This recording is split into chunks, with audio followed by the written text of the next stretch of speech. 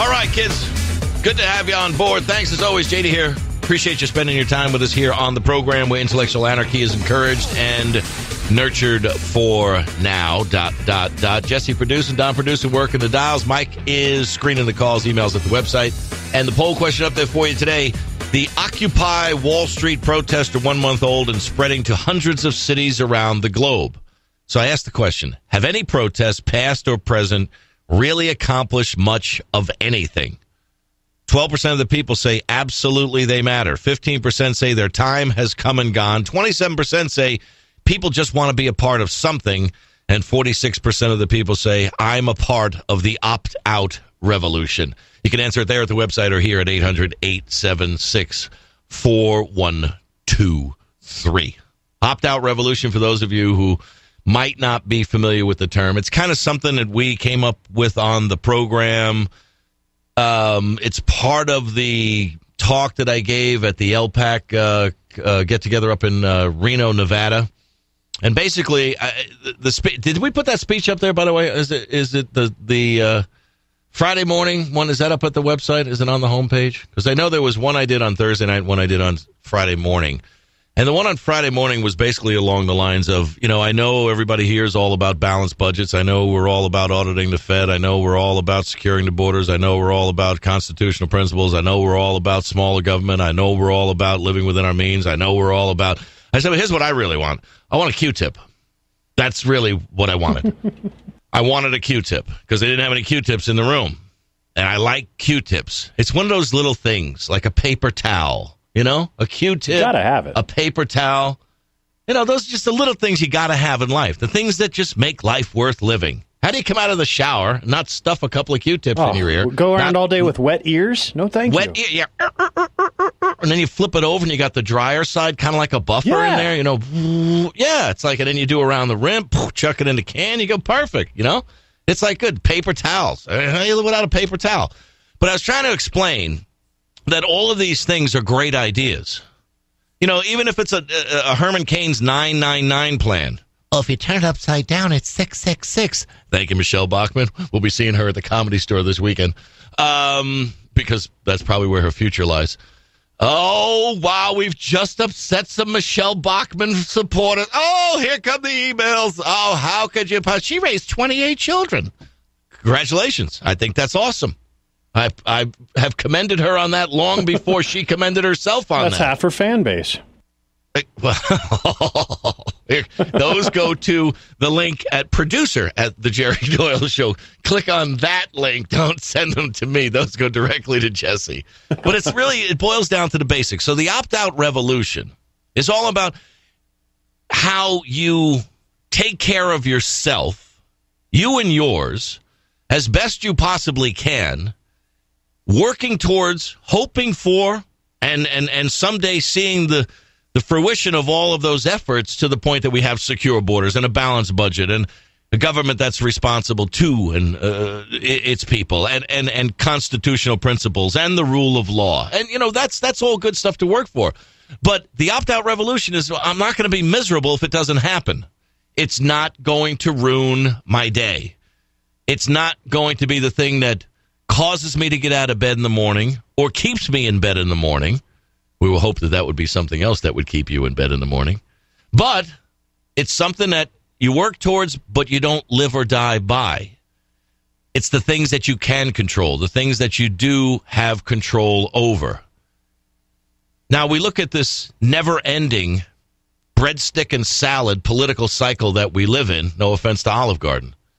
But that's all it is. It's about promises, promises, promises. When this, when that. When the Republicans get the House, well, they got the House. And what's really happened? Nothing. Well, you see, now that we have the House, we need the Senate. And the Senate, but if we don't have 60 in the Senate, and what then? Well, then we need the White House, too. And then once we get the House and the Senate and the White House, then we'll be able to do for the American people what the American people want done. Well, you had that with George Bush.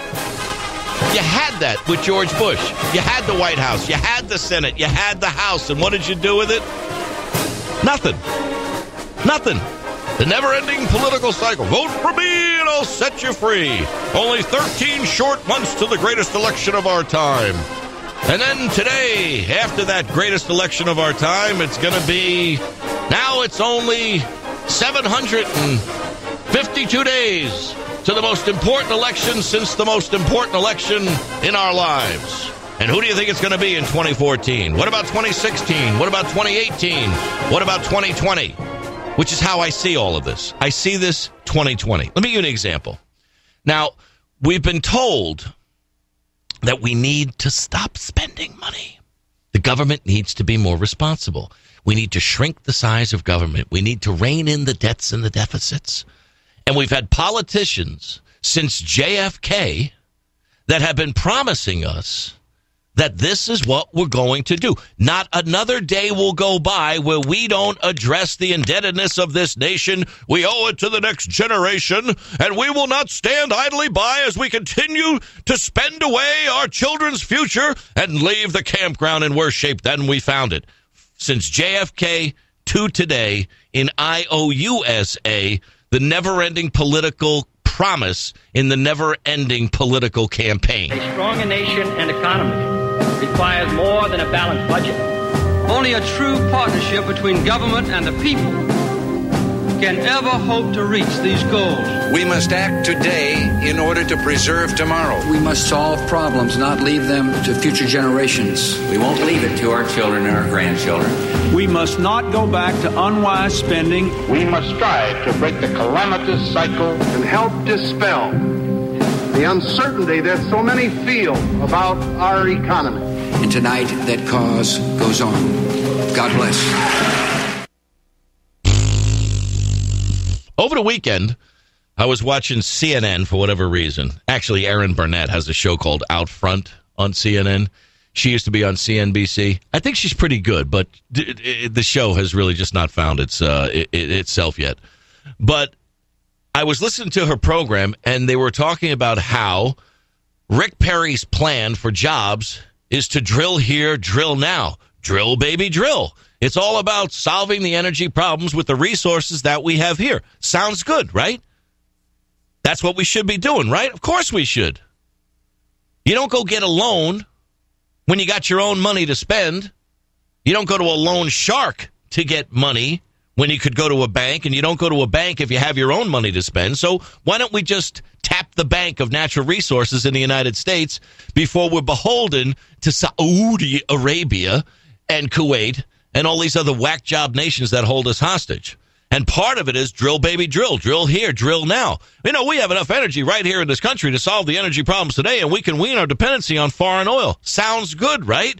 But they've been saying the same thing, and they said it on CNN's Out Front, all the way back to Richard Nixon, talking about how today, right now, right here, we have to address this issue, and we have to make ourselves energy independent. We will lay the foundation for our future capacity to meet America's energy needs from America's own resources. Reduce our dependence on foreign energy supplies. Our dependence on foreign oil will be stopped dead in its tracks. Fully deregulate natural gas to bring on new supplies and bring us closer to energy independence. Make our nation more secure and less dependent on foreign oil.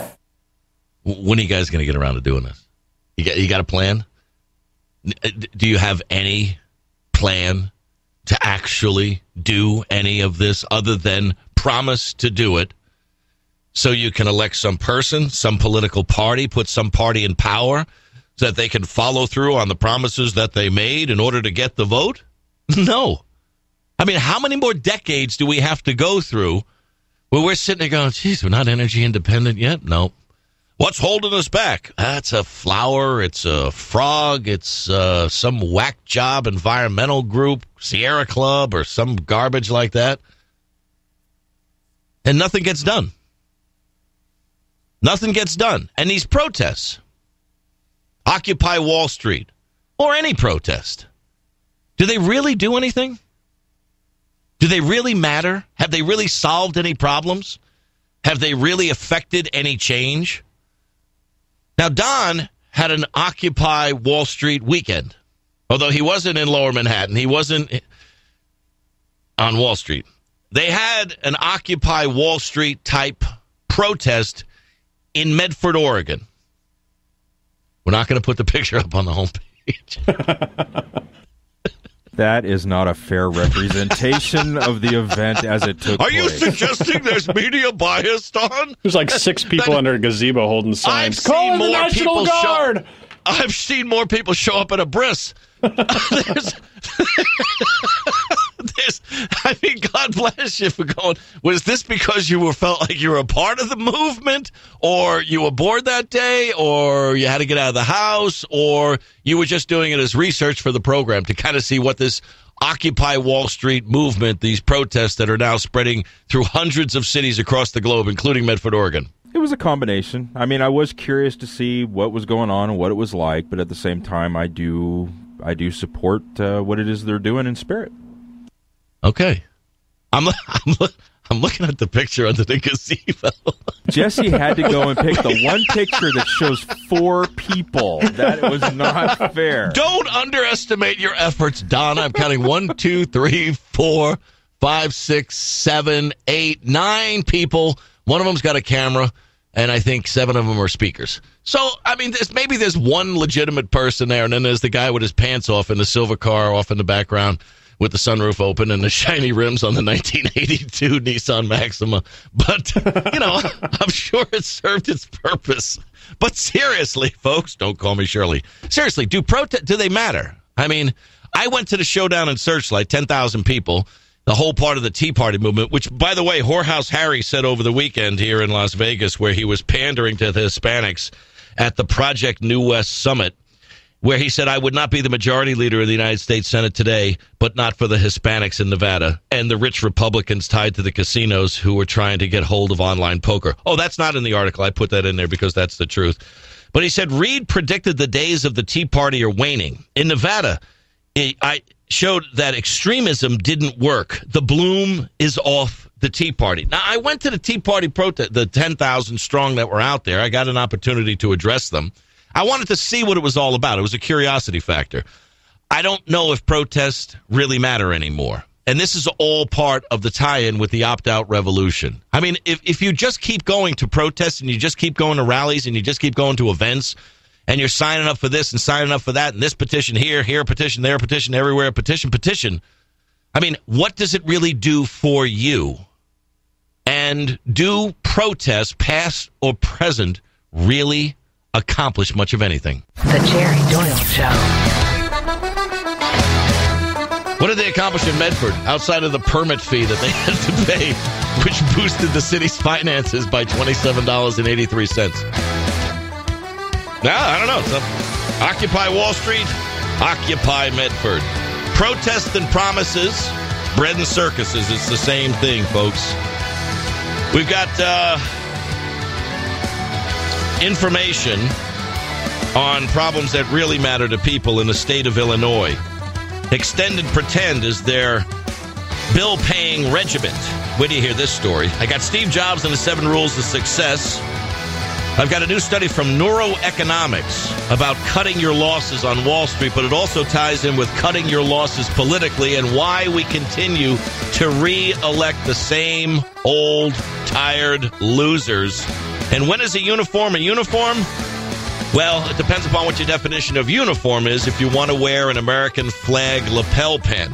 We're going to talk about that and a lot more. 800-876-4123 is the number. I'm Jerry Doyle. Join me. The Jerry Doyle Show.